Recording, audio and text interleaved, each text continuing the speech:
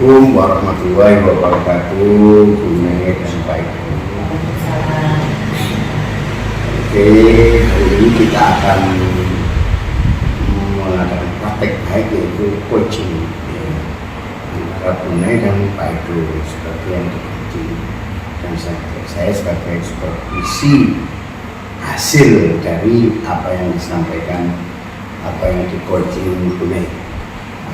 Perlu kita awali ya untuk kompetensi intinya, yaitu presentasi yang kita hadir ini ya, terus mendengarkan secara aktif untuk Bune dan mengajukan pertanyaan yang berbobot.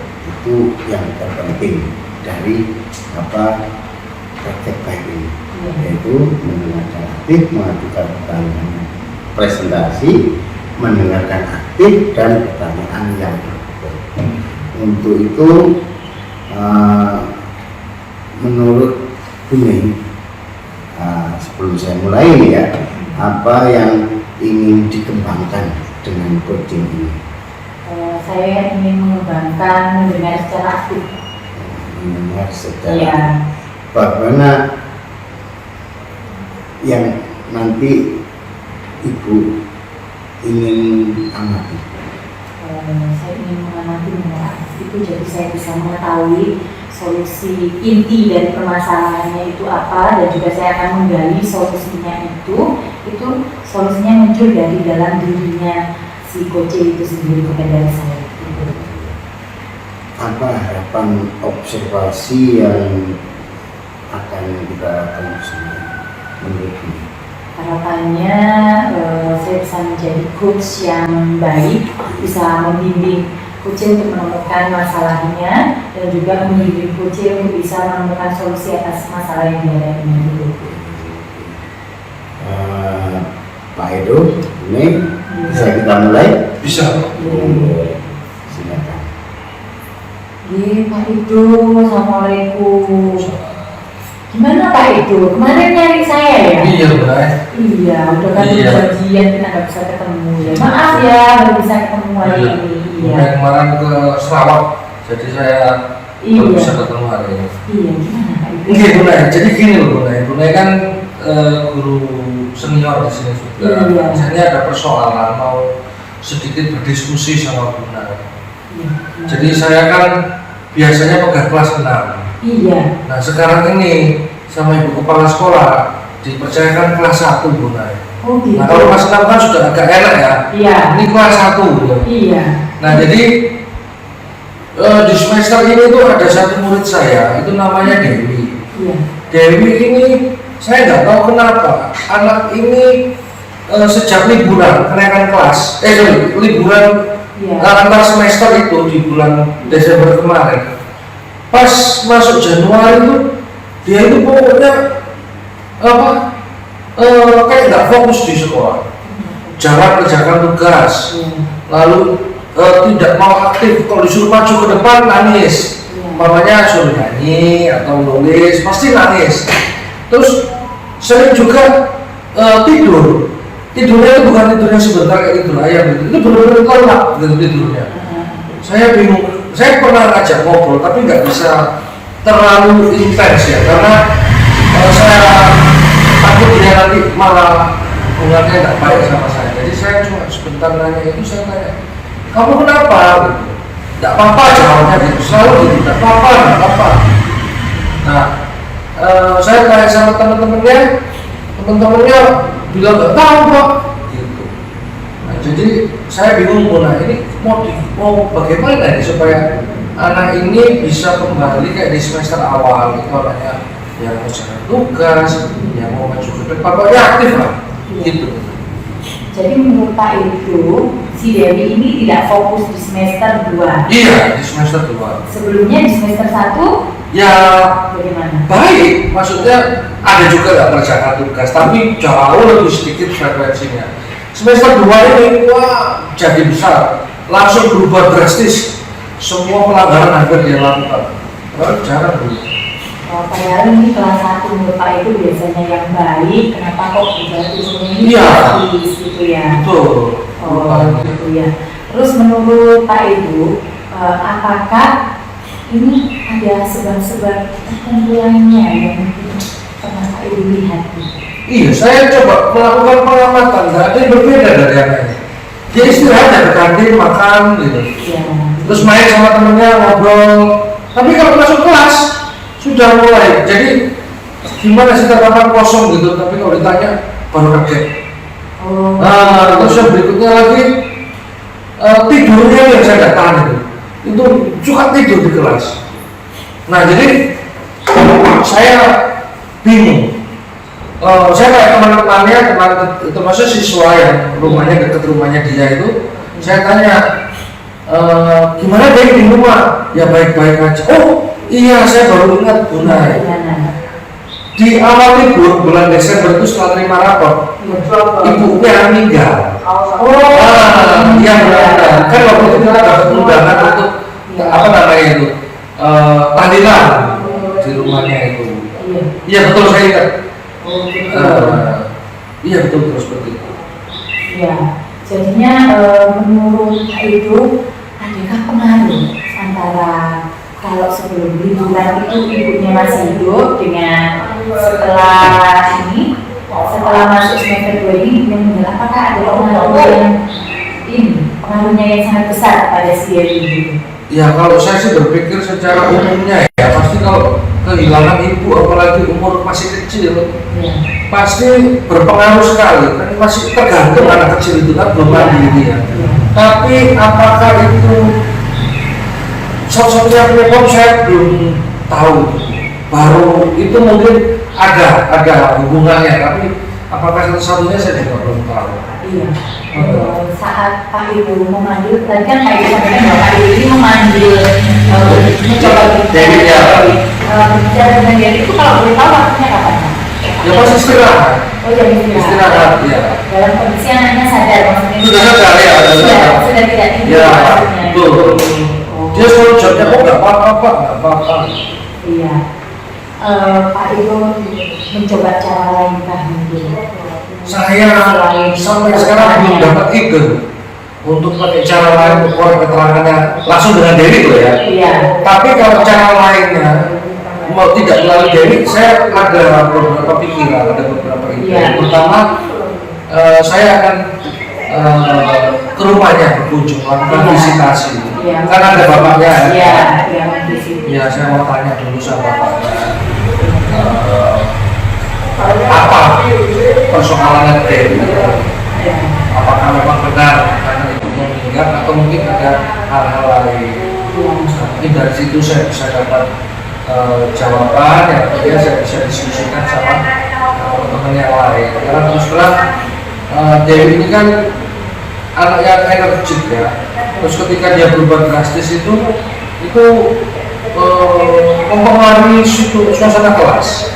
Iya, kalau teman-teman yang suka kadang-kadang lihat ke belakang, gitu. Ya, pertama itu dulu solusi dari yang pikiran sama saya, pada orang tua. Iya, hobisit. Mungkin ada teknik lain yang bisa coba Bapak. Kalau hobisit itu nanti kira-kira apa ya? Nanti mungkin begini. Ya kalau tadi saya masuk ya, mungkin itu asumsi saya, tapi kalau saya berusaha sama diri, orang-orang saudara. Iya. Jadi, tapi saya akan coba, ada itu namanya teknik sounding. Oh iya. Ya, teknik sounding, saya akan ingatkan dia, tapi mungkin caranya saya akan ubah sedemikian rupa supaya tidak ada kesan seperti kayak apa ya, memarahi atau apa gitu. Jadi saya coba akan kita mungkin bisa tulis di kertas seperti buku penghubung untuk orang tuanya, atau saya nanti izin ke Dewi ini saya Bapak masukkan catatannya yang harus dibawa besok ditempel di sini. Atau supaya dia tidak merasa dia sendiri, mungkin saya lakukan untuk semua satu kelas. Jadi dia merasa oh ya udah saya juga gitu. Oh iya. Seperti itu, gitu. Ini bagus sekali ini tekniknya Bapak itu, jadi tidak membuat Dewi ini merasa ini ya. Ya seolah-olah dia top ya. Iya, dia saja yang dikasih perhatian yang berlebih. Ini bagus sekali yang dilakukan. Jadi Bapak ini kira-kira Bapak ini melakukan ini dengan siapa? Apakah Bapak sendiri? Saya akan konsultasi dulu karena kan sebelum saya ini Ya. ada guru-guru yang pernah memegang kelas 1. Saya mau nanya gimana sih tipikal anak kelas 1 itu, Oh, iya. secara mentalitasnya bagaimana, karena saya biasa kelas 6 tiba-tiba Iya. kelas 1. Iya, jadi Nanti saya akan konsultasi sama Iya. mereka, lalu tulisan saya kan jelek. iya. Jadi saya mau bikin, minta tolong mungkin teman-teman lain yang bagus, bikin mungkin menggunakan apa namanya itu yang tempelan note apa itu? Oh ya, skipping note. Ya sticky note, Iya. tempel-tempel, Iya. atau dikasih pita, ini pokoknya menarik lah Iya, buat iya. mereka. Oke. Oke, seperti itu. Iya, solusinya sangat bagus sekali. Terus kira-kira tenggat waktunya berapa lama? Kira-kira untuk menyelesaikan? Saya belum tahu persis karena belum pernah melakukan. Tapi saya kalau disuruh menjawab target, saya maunya dalam waktu 1 bulan ini Ya. itu masuk bulan berikutnya Dewi sudah punya kebiasaan baru. Pertama terbiasa saya kasih reminder, Ya. yang kedua dia mulai ada perubahan gitu. Oke, siap. Jadi simpulannya itu Bapak sudah menemukan ya solusi apa yang akan Ya. Bapak lakukan ke depannya dan Baik. dalam tenggat waktu 1 bulan 1 itu bulan. bisa menemukan solusi. Oke. Itu jadi ada perubahan yang diharapkan dalam 1 bulan ke depan. Ya, gitu. Ada lagi mungkin Pak Ibu? Iya, jadi kalau untuk melaksanakan itu kan saya pikir tidak segampang yang direncanakan. Iya. Makanya saya berharap mungkin di dalam proses mengingatkan Dewi ini, saya akan melibatkan teman-temannya Oh, iya. kelas Iya. supaya mereka tidak terlalu menyolok, tapi mungkin ada beberapa yang akan mengingatkan, ini jangan lupa ya besok bahwa ini kita ada tugas. Nah, otomatis harus dibuat kelompok-kelompok, tugas kelompok, sehingga ya nggak apa-apa ini kelompokku yang mengingatkan seperti itu. Iya, berarti Bapak ini melibatkan yang pertama itu melibatkan orang tua, Orang tua, sejawat, dengan siswa sendiri. siswa Iya. sendiri. Gitu. Oke, iya. Saya rasa itu sudah solusi yang sangat bagus sekali ya Pak Ibu. Sudah Ya, berbagi? Sudah, Bunda. Oke. Ya. Iya. Terima kasih. Ya, terima kasih ya, Bunda. Ya.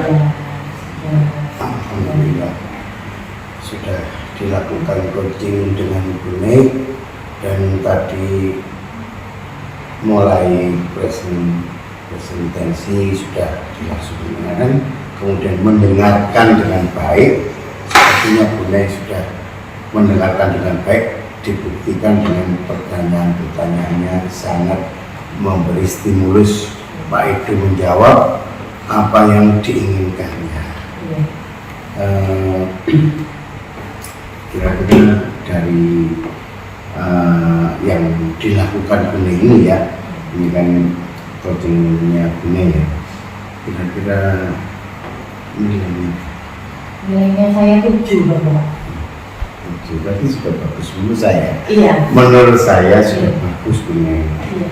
Apa mendengarkan dengan maksimal, saya rasa dengan bukti pertanyaannya bisa memberi stimulus Pak Edo.